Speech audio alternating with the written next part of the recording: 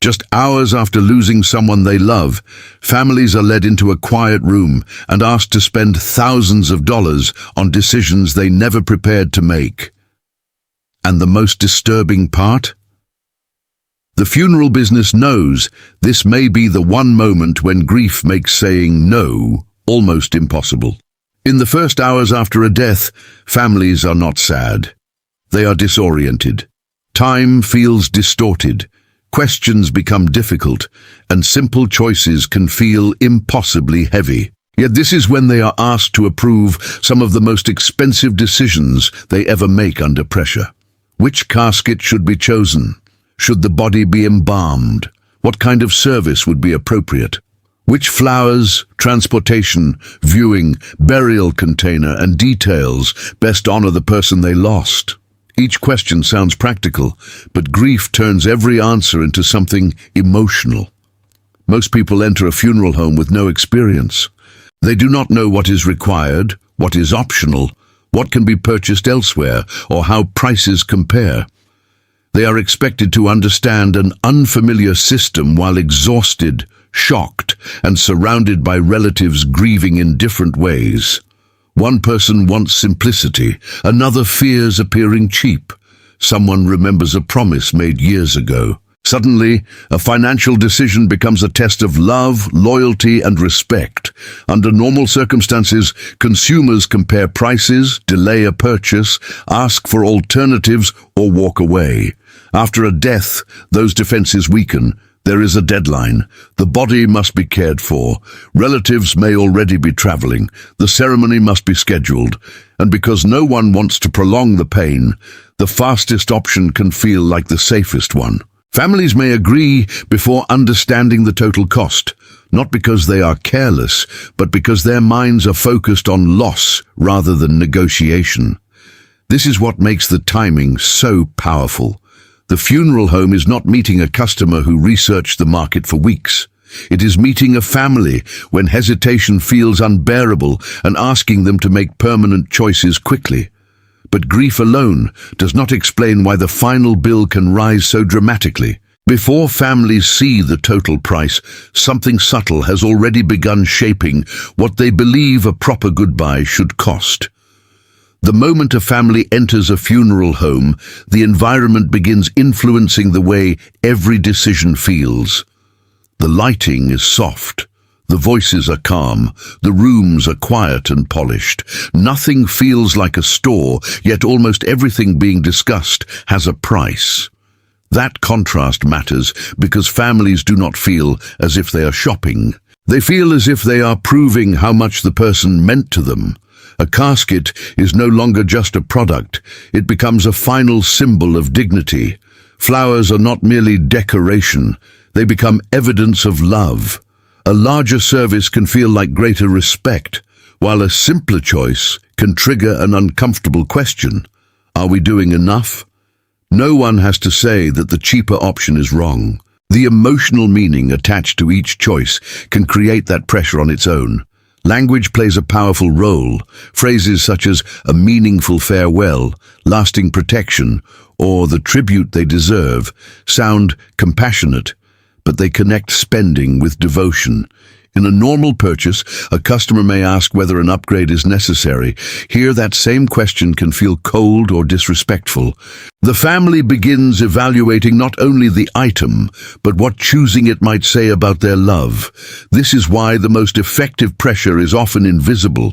It does not arrive as a demand. It appears as a suggestion, a pause, a carefully framed comparison, or a gentle question about what the deceased would have wanted. Those moments can quietly move a family toward a more expensive decision without obvious pressure. Once one choice is linked to love, the next becomes easier to justify. A better casket leads to a more elaborate viewing. Each decision reinforces the one before it, making the next upgrade feel natural. By the time the family asks about the total cost, the farewell has already been built emotionally. But emotion alone is not what drives the bill higher. The order in which the options are presented can shape the final decision even more. Families rarely agree to one enormous expense all at once. Instead, the final bill grows through smaller decisions, each presented as manageable on its own. First comes the casket, then the finish, the viewing, the preparation of the body, transportation, flowers, printed programs, the burial container, and memorial details. No single choice may seem shocking, but together they can transform a modest plan into a financial burden. The structure of the choices matters. When families are shown a premium option first, everything that follows can appear more reasonable by comparison. A very expensive casket makes the middle option feel balanced, even if it still costs far more than the family intended.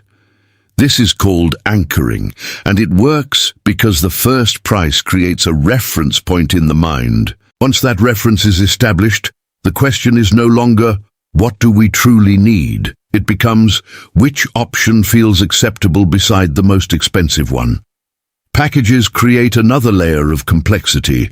They may appear simpler, but they can combine essential services with extras the family might never have selected separately. Because the bundle is presented as one complete farewell, removing an item can feel like weakening the tribute. When every choice is made in the same emotional setting, families may focus more on avoiding regret than on examining value. The process also creates momentum. After saying yes several times, saying no becomes harder. Each decision supports the previous one, and changing direction can feel as though the family is taking something away from the person who died. By the time the total is revealed, the emotional commitment may already be stronger than the financial hesitation. But the most powerful decision may happen before the family even sees a price list. It happens when they begin to believe that spending less could leave them with guilt they will carry forever. Funeral homes are not only selling products and services. In that moment, they may also be selling protection from regret. In ordinary purchases, people fear wasting money. During a funeral, they fear something far more painful, believing they failed the person they loved. That fear changes the meaning of every choice.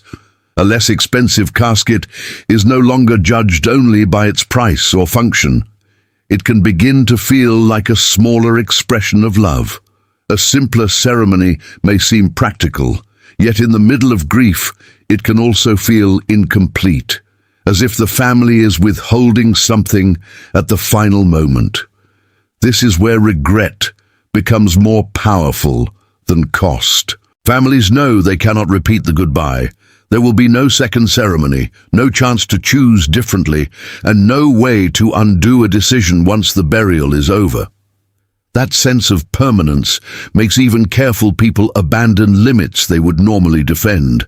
They are not asking only, can we afford this? They are asking, will I hate myself later if I say no?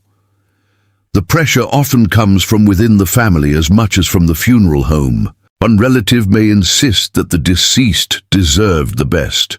Another may worry about what guests will think. Someone else may remember a promise made years earlier. These emotions collide in a room where time is limited, and the safest decision can seem to be the most expensive one. That is why regret is so valuable in this business. It turns optional upgrades into emotional insurance. Spending more appears to protect the family from guilt, criticism, and doubt. The product may be physical, but what is really being purchased is reassurance. The feeling that nothing was denied, nothing was overlooked, and love was fully demonstrated. But this creates a difficult question. When a grieving family chooses more because they are afraid of feeling guilty, is that genuine care, or is it vulnerability being monetized? Funeral homes provide necessary services, and many employees act with real compassion. Yet when fear replaces informed choice, the line between guidance and exploitation becomes dangerously thin. And that line reveals the real problem at the center of the industry. The real problem is not that funeral homes make money. They provide essential services when families need help, and many directors guide people with honesty and compassion. The danger begins when care and commerce become impossible to separate. If a family is rushed, shown only bundled options, or made to feel that a cheaper choice is less loving, then grief is no longer just being served, it is being used. The line between guidance and exploitation comes down to transparency. Families should know what is required, what is optional, what each item costs, and whether they can choose a simpler alternative without being treated as though they are dishonoring the dead. A respectful funeral home does not need confusion to make a sale. It gives people enough information to decide clearly, even when emotions are overwhelming. The best protection begins before a crisis. Talking about funeral wishes may feel uncomfortable, but silence leaves the hardest choices to people at their weakest moment. A written plan, a realistic budget, and a clear list of priorities can remove much of the pressure. Families can also ask for an itemized price list, compare providers, bring a trusted person who is less emotionally affected, and pause before agreeing to upgrades. The goal is not to make a farewell cold or cheap. It is to separate love from spending. And that is why funeral homes sell decisions when families are least prepared. Grief removes the defenses people normally use when buying anything: time, information, emotional distance, and the freedom to walk away. When those defenses disappear, even optional choices can feel necessary. A meaningful goodbye should be measured by memory, presence, and respect, not by the size of the final bill. Preparing in advance may be uncomfortable, but it can become one last act of love, protecting the people left behind from guilt, pressure, and debt. If you believe families deserve clearer choices during grief, comment the word clarity below. Your answer may help someone think about this before they are forced to decide.